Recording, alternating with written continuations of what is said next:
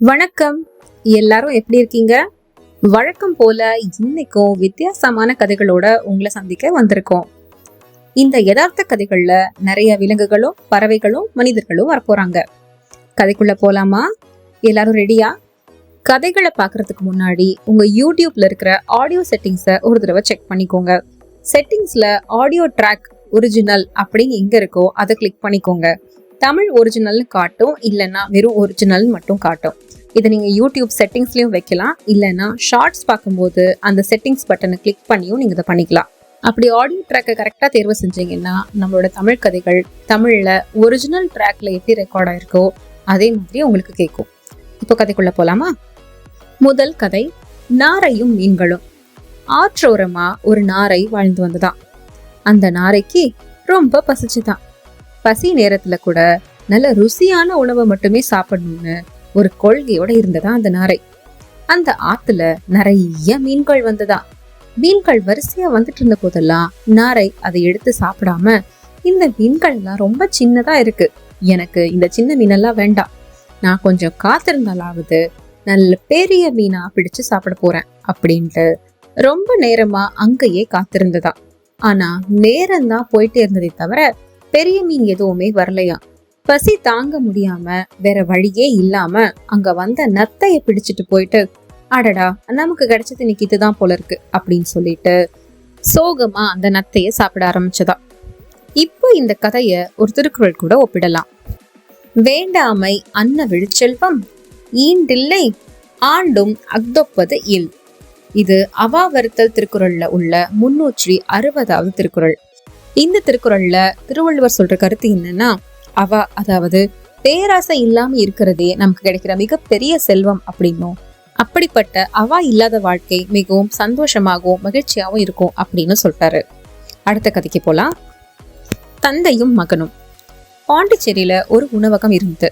அந்த உணவகத்துல சிறந்த உணவு கிடைக்கும் அப்படின்ட்டு எல்லாரும் நல்ல ரேட்டிங்ஸ் ரிவ்யூஸ் எழுதினதுனால நிறைய கூட்டம் வந்துட்டே இருந்தது. அந்த உணவகத்தோட உரிமையாளரும் ரொம்ப தன்மையா எல்லார்கிட்டையும் பழகுவாரு. அதே மாதிரி எவ்வளோ நிறைய கெஸ்ட் வந்தாலும் அவங்க எல்லாத்தையும் புன்முறுவலோட அழகா சிரிச்சு விருந்தோம்பல் பண்ணி அவங்களுக்கு வேணுங்கிற உணவளிச்சு அவங்க சந்தோஷமா சாப்பிட்றத பார்த்து இவரும் மகிழ்ச்சி அடைவார். ஆனா வர்ற விருந்தினர்கள் எல்லாரும் ஒரே மாதிரி இருக்க மாட்டாங்க இல்லையா?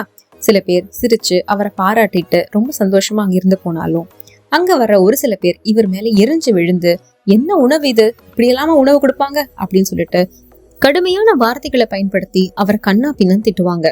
அந்த மாதிரி ஒரு சூழ்நிலையில கூட இந்த உணவகத்தோட உரிமையாளர் கொஞ்சம் கூட தன்னோட தன்மை மாறாம நிதானமாவே இருப்பாராம்.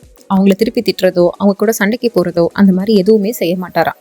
இதை ரொம்ப நாளா கவனிச்சுட்டு இருந்த அவரோட பையன் வந்து, அப்பா அவங்க உங்களை இப்படி எல்லாம் திட்டுறாங்களே, நீங்க செய்யாத ஒரு தவறுக்காக உங்களை இப்படி திட்டும் போது உங்களுக்கு கோவம் வராதா அப்படின்னு கேட்டானா. அதுக்கு அந்த அப்பா அந்த மகனை பார்த்து, மகனே, கோவப்படுறதுங்கிறது ஒரு வீக்னஸ். கோவங்கிறது எப்பவுமே வந்துட்டு இருந்தா அதுக்கு மரியாதையே கிடையாது. எந்த நேரத்துல கோவப்படணுமோ தகுந்த இடத்துல கோவப்படும் பொழுதுதான் அந்த கோவத்துக்கும் மரியாதை உண்டு. எப்பவுமே நிதானமா செயல்படுறதுக்கு தான் மெச்சூரிட்டி வேணும். நிதானம் தவறி கடுஞ்சொற்களை பயன்படுத்துறவங்கள இக்னோர் பண்ணணுமே தவிர அதே மாதிரி போய் நம்மளும் கத்திட்டு இருந்தோம்னா அவங்களுக்கும் நமக்கும் வித்தியாசம் இல்லாம போயிடும். அவங்களுக்கு தெரிஞ்சது அவ்வளவுதான்ப்பா அப்படின்னாரா. அப்பாவோட பெருந்தன்மையும் அவரோட நிதானத்தையும் பார்த்து மகன் ரொம்ப வியந்தானா. இப்ப இந்த கதைய ஒரு திருக்குறள் கூட ஒப்பிடலாம். இனிய உளவாக இன்னாத குரல் கனி இருப்ப காய் கவர்ந்தற்று.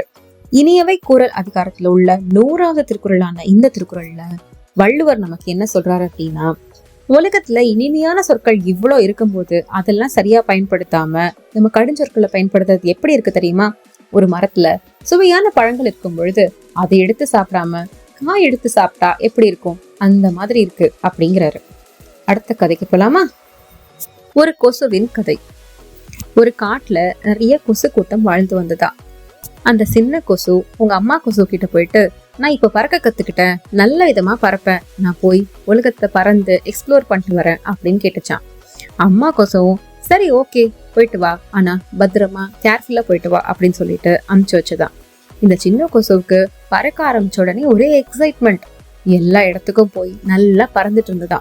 எல்லாரும் தான் பறக்கிறத பார்த்து கை தட்டி ஆரவாரம் பண்றாங்க அப்படின்னு நினைச்சுக்கிட்டு அவங்க அம்மா கிட்ட வந்து, அம்மா இன்னைக்கு ரொம்ப சிறந்த நாள், நான் பறக்க ஆரம்பிச்ச உடனேவே எல்லாரும் என்னை கை தட்டி ஆரவாரம் பண்ணாங்க. நான் போன இடத்துல எல்லாம் என்னை பயங்கரமா என்கரேஜ் பண்ணாங்க அப்படின்னு சொல்லிச்சான். அப்பதான் அந்த அம்மா கொசு இந்த சின்ன கொசுவுக்கு ஒரு அட்வைஸ் பண்ணுச்சான்.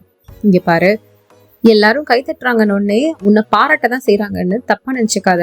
அவங்க உன்னை அடிச்சு கொள்றதுக்காக தான் 2 கையை தட்டுறாங்க. நமக்கு சுத்தி முத்தி எல்லாமே என்ன நடக்குது அப்படிங்கறத ரொம்ப ஆர்வமா கவனிச்சுதான் நம்ம ஒரு முடிவுக்கு வரணுமே தவிர நம்ம நம்மளோட எக்ஸைட்மெண்ட்ல எல்லாமே நமக்கு நன்மையா மட்டும் தான் நடக்கும்னு நினைச்சுக்க கூடாது. நமக்கு பின்னாடி நிறைய ஆபத்துகளும் இருக்கும். அதை கூர்ந்து கவனிச்சு நம்ம தான் அதை கண்டுபிடிச்சுக்கணும்.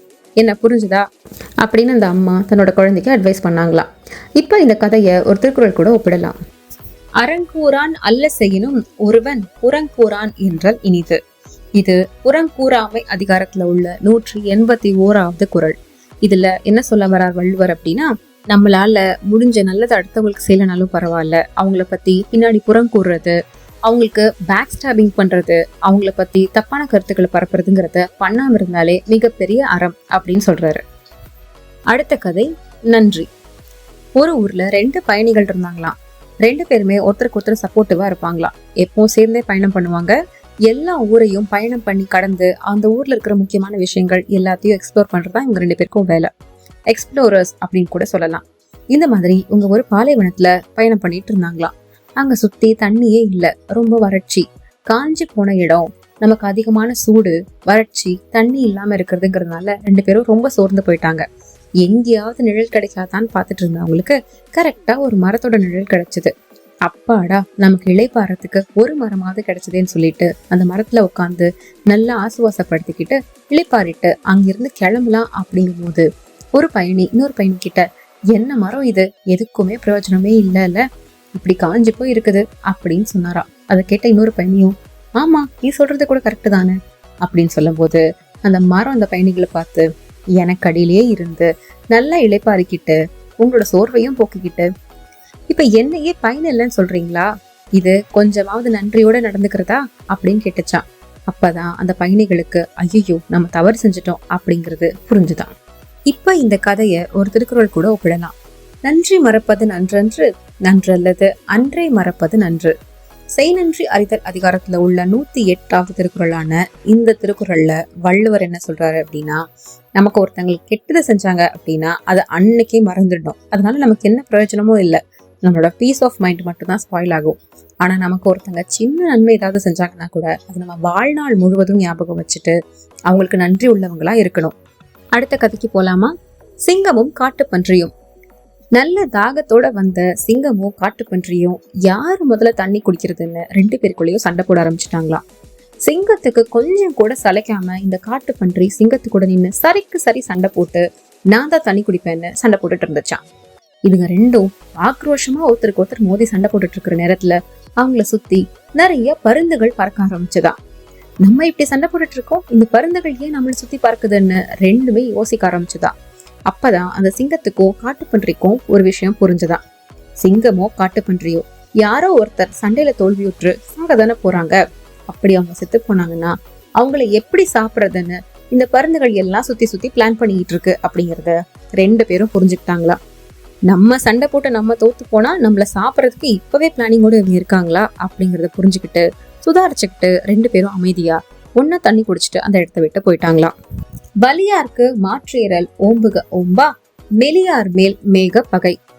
பகை மாட்சி அதிகாரத்துல உள்ள 861வது திருக்குறள்னு இந்த திருக்குறள்ல வள்ளுவர் என்ன சொல்றார் அப்படின்னா, ஒருத்தர் கூட நம்ம சண்டை போடும் போது அவங்களோட வலிமை என்ன நம்ம புரிஞ்சுக்கணும். நம்மளை விடவும் ரொம்ப வலிமையா இருக்கிறவங்க கூட பம்புக்குன்னு போய் சண்டை போட்டு நம்ம தோல்வி உறதுங்கிறது தேவையில்லாத ஒரு வேலை. அதுக்கு அந்த முயற்சியை கைவிடுறது எவ்வளவோ மேல். கதைகள் எல்லாம் உங்களுக்கு பிடிச்சிருந்துச்சா? இப்போ கேள்வி நேரம். செய் நன்றி அறிதல் அப்படிங்கிற அதிகாரத்துல நம்ம ஒரு திருக்குறள் இன்னைக்கு பார்த்தோம்.